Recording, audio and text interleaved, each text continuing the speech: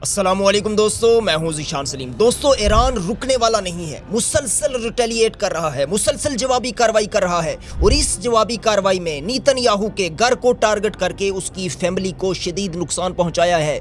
अभी एक रिपोर्ट में आपके सामने रखने लगा हूं यौमियात ईरान की, कि जिसने कहा है स्कॉट रिटर के अल्फाज में। स्कॉट रिटर ये बात लिखता है, जो फॉर्मर यूएन वेपन्स इंस्पेक्टर है। उसने कहा है कि Iran bombed Netanyahu's house and killed his brother, उसके भाई को मार दिया गया है।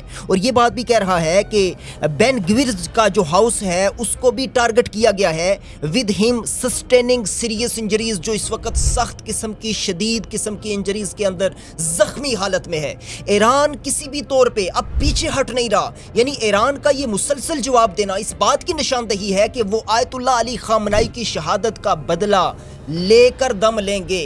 वो अपनी उस सारी जो क़यादत जो शहीद कर दी गई है इसराइली हमलों के अंदर, उसका बदला लेकर पीछे हटेंगे। दूसरी जानिब ट्रंप ये कहते हैं कि हम अब बैक फुट हो गए हैं, हम पीछे जा रहे हैं। ट्रंप भागना क्यों चाहते हैं, आज हम आपसे बात करेंगे। ट्रंप राह फरार क्यों अख्तियार करना चाहते हैं, क्योंकि ट्रंप की स्टेटमेंट आई है कि जंग जो है वो ख़त्म होने के बहुत क्लोज है, यानी ख़त्म होने के करीब है। तो अब ये सारा मामला जो है वो ईरान की ताकत को शो कर रहा है कि ईरान इस कदर अपनी ताकत जो है वो दुनिया को दिखा रहा है कि भाई हम पीछे हटने वाले नहीं हैं। और एक और ज़बरदस्त बम गिर जाता है कि आयतुल्लाह अली खामनाई के बेटे मुश्तबा खामनाई सुप्रीम लीडर बन जाते हैं।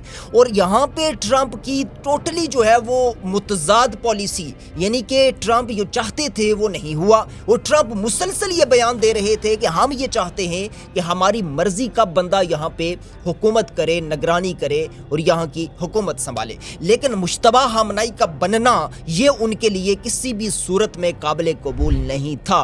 अब मुश्तबा खामनाई के बनने के बाद ऑपरेशन के जो मुख्तलिफ मराहल थे वो मुसलसल बढ़ते चले जा रहे हैं। तो ये एक ऐसी लहर है जंगी के जो बढ़ती चली जा रही है। कोई अगर ये देख रहा है कि अमेरिका बैकफुट हो रहा है या इसराइल पीछे जा रहा है, तो ईरान जो है वो भी किसी तौर पे हैंड्स अप करेगा या अपनी तरफ से नरमी दिखाएगा। तो ये बात सरीहन गलत है, क्योंकि ईरान मुकम्मल तौर पे इस वक्त चौकस भी है और जवाबी वार करता जा रहा है, इसराइल को टारगेट करता जा रहा है, अमेरिकन अड्डों को टारगेट करता जा रहा है। और यहाँ पे एक मज़े की बात वो भी आप सुन लें कि ईरान ने वाज़े तौर पे ऐलान किया है, क्योंकि दुनिया पूरी में एक खलबली मच गई है। पाकिस्तान, इंडिया, बांग्लादेश में बिलखुसूस छुट्टियां कर दी गई हैं, स्कूल, कॉलेजेस, यूनिवर्सिटीज़, दफातर बंद कर दिए गए हैं। लोगों को ऑनलाइन वर्क के ऊपर जो है वो तरजीहात दी जा रही हैं कि ऐसे मामलात करें, वर्क फ्राम होम की पॉलिसीज़ अपनाएं।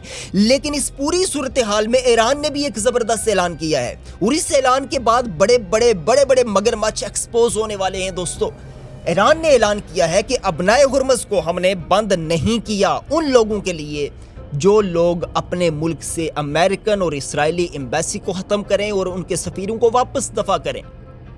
ईरान का ये ऐलान करना इट मीन्स कि आपके अंदर अब हुब्बुल वतनी कितनी है, लोगों का प्यार कितना है, लोगों का एहसास आपके अंदर कितना है, ये सारी चीज़ें वाज़े हो जाएंगी।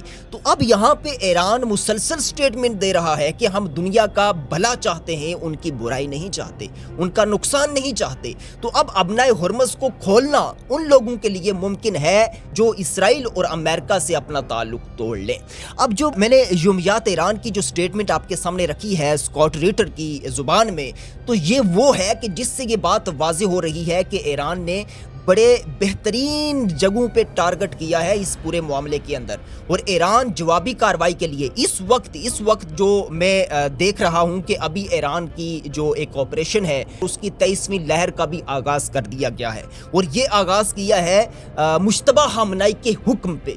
तो दोस्तों, मुश्तबा खामनाई अब ज़ाहिर है एक तो बाप होता है कि जिसका दुख, जिसका दर्द वो अभी बड़ा ताज़ा है।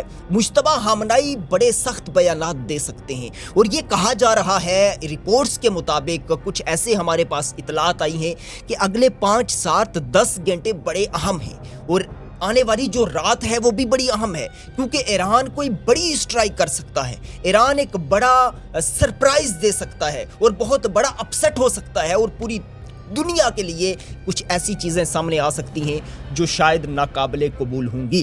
तो यहाँ पे एक बात आपके सामने वाज़े हो गई कि इस वक्त ट्रंप भाग रहा है, ایران چڑھائی کر رہا ہے، اسرائیل جواب دے دے کر بے بس ہو گیا ہے۔ تو اب یہ وہ سارا معاملہ ہے جس کے بعد دنیا یہ سوچ رہی ہے کہ اس جنگ کا اختتام کہاں پہ ہوگا۔ تو دوستو میں آج آپ کو بتا دیتا ہوں، جب تک ایران نہیں چاہے گا یہ جنگ ختم نہیں ہوگی۔ اور ایران کی موجودہ جو صورتحال ہے وہ یہ بتا رہی ہے کہ ایران پیچھے ہٹنے والا نہیں ہے۔ ایران کے اوپر اگر آپ بم بلاسٹنگ نہیں کریں گے، اگر آپ اس کے اوپر چڑھائی نہیں بھی کریں گے، تو اس کے باوجود بھی ایران جو ہے وہ مسلسل ریٹیلیٹ کرتا رہے گا، جب تک کہ ایران کا ٹارگٹ نیتن یاہو کو واصل جہنم کرنا، ٹرمپ کو واصل جہنم کرنا، نیتن یاہو کی فیملی کو مٹا دینا، اور ایران کا ٹارگٹ جو ہے وہ اسرائیل کو صفائے ہستی سے مٹانا ہے۔ تو ایران اپنے ٹارگٹ کے کسی حد تک قریب پہنچ چکا ہے۔ اب مسلم دنیا یہاں پہ کیا کردار ادا کرتی ہے؟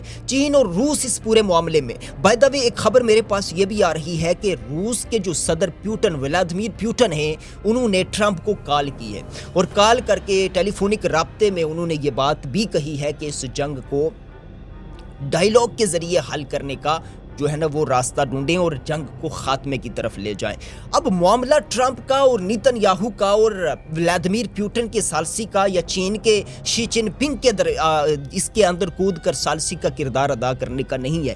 معاملہ دوستو ایران کا ہے، ایران کی بڑی طاقتوں کا ہے، ایران کی آفیشلز کا ہے، ایران کی منظم شیعہ تحریکوں کا ہے، اور ایران کے پاسداران انقلاب کا ہے، کیونکہ ایران نے نقصانات کر دیے ہیں، بڑے پیمانے پہ نقصانات کر دیے ہیں۔ ایران اب افسودہ یورینیم ختم نہیں کرے گا۔ ایران اپنی اٹامک پاور کی جو کوششیں تھی پہلے بنائی جا رہی تھی، اس کو اب اس سے پیچھے نہیں ہٹے گا۔ ایران میزائل طاقت کو، اس کی رینج کو کم کرنے پہ آمادہ نہیں ہوگا۔ تو اگر یہ سارا معاملہ مذاکرات پہ میز پہ بھی چلا جاتا ہے، تو ایران پھر بھی یہ بات اب علل اعلان کہہ چکا ہے کہ اب وہ سب کچھ نہیں ہوگا جو ہم پہلے کسی حد تک کرنے کو تیار تھے۔